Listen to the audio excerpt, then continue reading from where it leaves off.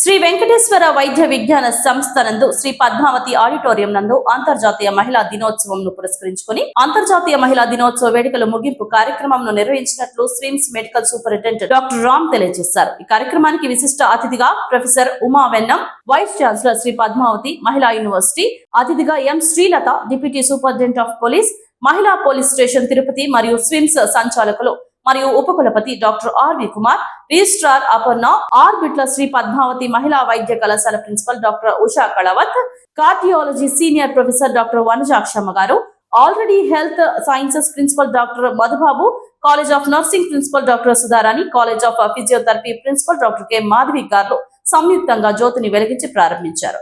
స్విమ్స్ సంచాలకులు మరియు ఉపకులపతి డాక్టర్ ఆర్వి కుమార్ ముందుగా అందరికీ అంతర్జాతీయ మహిళా దినోత్సవ శుభాకాంక్షలు తెలియజేస్తూ అంతర్జాతీయంగా మహిళలు తమ హక్కులను గుర్తించి మహిళా సమానత్వం, సాధికారత, సామాజిక మార్పుపై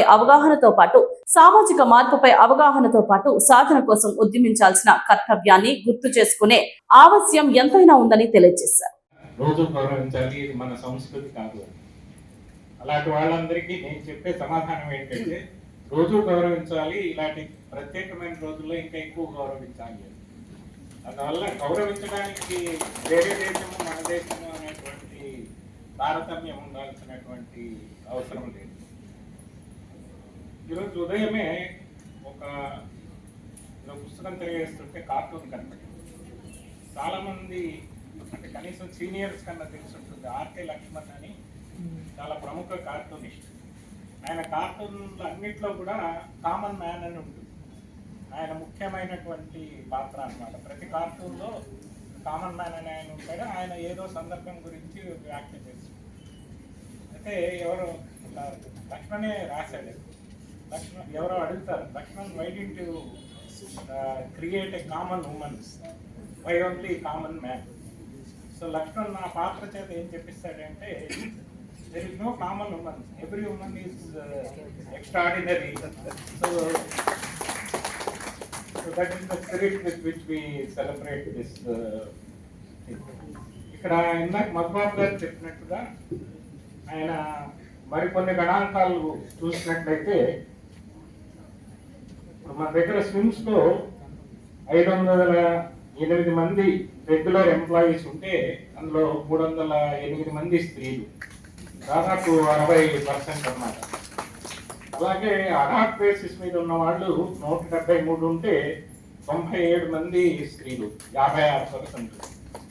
అలాగే కాంట్రాక్ట్ ఎంప్లాయీస్లో 73 మంది ఉంటే 64 మంది విమెన్ ఎంప్లాయీస్, 87%. ఈ ఎస్ఎల్ఎంపిసి అని కార్పొరేషన్ ద్వారా వచ్చిన వాళ్ళలో 1695 మంది ఉంటే 930 మంది స్త్రీలు. అలాగే వివిధ కోర్సుల్లో ఎంబీబీఎస్లో మొత్తం అందరూ విద్యార్థినులే. అలాగే తక్కిన కాలేజెస్లో కూడా చూసుకుంటే మొత్తము 2271 చాలా స్ట్రాంగ్ విమెన్ అనమాట. అంటే చదువు పెద్ద లేకపోయినా మా అమ్మమ్మ గారు మొత్తం దేశం అంతా తిరిగింది ఒక్కతే. అప్పుడు ఆ రోజుల్లో పెద్ద ఫోన్లు కూడా లేవు. వెళ్తే కాశీకి వెళ్తే కాటికి వెళ్ళారన్న టైప్లో మొత్తం ఆసేతు హిమాచలం అంతా కూడా తిరిగి వచ్చి ఆ కథలు చెప్పేది అనమాట.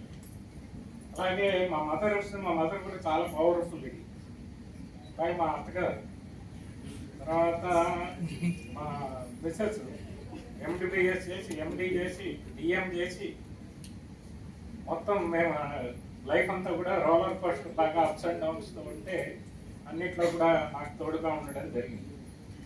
వీళ్ళందరికంటే పెద్ద మా అమ్మాయి ఈఎం కార్డియాలజీ చేసింది. అమ్మాయి అయితే నేను స్టేట్ ఫస్ట్ వస్తున్నానని చెప్పి 2010లో ఎంసెట్లో స్టేట్ ఫస్ట్ తెచ్చుకుంది. అంటే చెప్పినా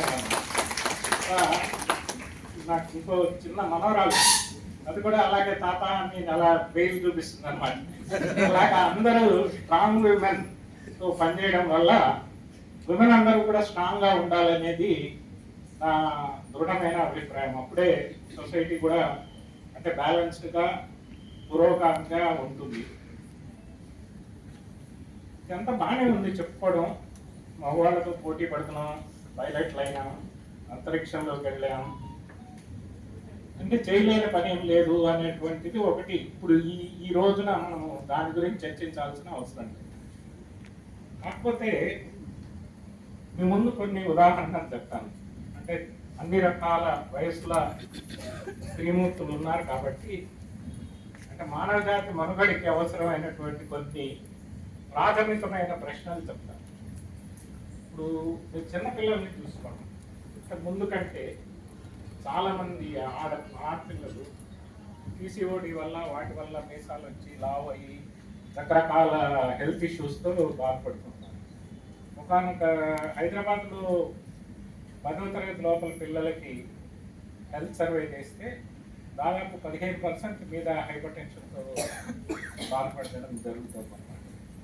అలాగే ఈ పోటీతత్వం పెరగడంతో తర్వాత ఇద్దరు తల్లిదండ్రులు పనిచేసి ఇంట్లో ఎవరు లేకపోవడంతో చాలామంది ఆత్మహత్యలకు వాటికి కూడా పాల్పడుతున్నారు. ఎందుకంటే వాళ్ళకి ఎమోషనల్ ఎక్స్ప్రెషన్కి ఇంతకుముందు ఫ్యామిలీ ఇంట్లో ఎవరొకరు ఉండేవారు, అంటే ఒక కొంత సామూహిక వ్యవస్థ దెబ్బతింటం కూడా కారణమై ఉండొచ్చు. అంటే అమ్మమ్మలు స్టిల్ ఎగ్జిస్ట్. సార్ కానీ మేడం కానీ ఇప్పుడు చెప్పారు ఇన్ఈక్వాలిటీ గురించి. ఆ ఇన్ఈక్వాలిటీ అనే బ్యాటర్ మనం దాటాము అనే దానికి live example is here. Sir dais చూస్తే మనకు తెలుస్తుంది ఇన్ఈక్వాలిటీ మనం ఓవర్పవర్ చేసాము, ఇన్ఈక్వాలిటీ దాటేసాము అనేది. బట్ ప్రజెంట్ మెయిన్ కన్సర్న్ ఏంటి? Inequality is not the main concern, but ఆ ఇన్ఈక్వాలిటీ దాటి మనం ఒక స్టేజ్కి వచ్చిన తర్వాత మన గ్రోత్ని యాక్సెప్ట్ చేయడము. వన్ థింగ్, మన చుట్టూ ఉన్న మన మెన్ మన గ్రోత్ని ఎంతవరకు యాక్సెప్ట్ చేస్తున్నారు అనేది మెయిన్ కన్సర్న్. ఇందాక సార్ మేడం ఏదైతే టాపిక్ చెప్పారో దాని కంటిన్యూషన్లోనే నేను కూడా నా లిటిల్ ఎక్స్పీరియన్స్తో మాట్లాడాలనుకుంటున్నాను. సో ఇన్ఈక్వాలిటీ దాటాము, బట్ ఆ ఇన్ఈక్వాలిటీ దాటి మనం ఒక పొజిషన్కి వచ్చిన తర్వాత మన పొజిషన్ని మన చుట్టూ ఉన్న మెన్ ఎంతవరకు యాక్సెప్ట్ చేయగలుగుతున్నారు అనేది ఒక క్వశ్చన్. అండ్ సెకండ్ క్వశ్చన్, ప్రతి విమెన్ మనల్ని మనం పోస్ట్ చేసుకోవాల్సిన క్వశ్చన్. ఈ ఇన్ఈక్వాలిటీ దాటి మనము ఒక స్టేజ్కి వచ్చిన తర్వాత మనకున్న ఈ ఆపర్చునిటీస్ని మనం ఎంతవరకు యూటిలైజ్ చేసుకుంటున్నాము, ఎంత మిస్యూజ్ చేస్తున్నాము అనేది ప్రజెంట్ ఉన్న యూత్ అంతా, ఆడపిల్లలంతా చాలా ఆలోచన చేయాల్సిన అవసరం ఉంది.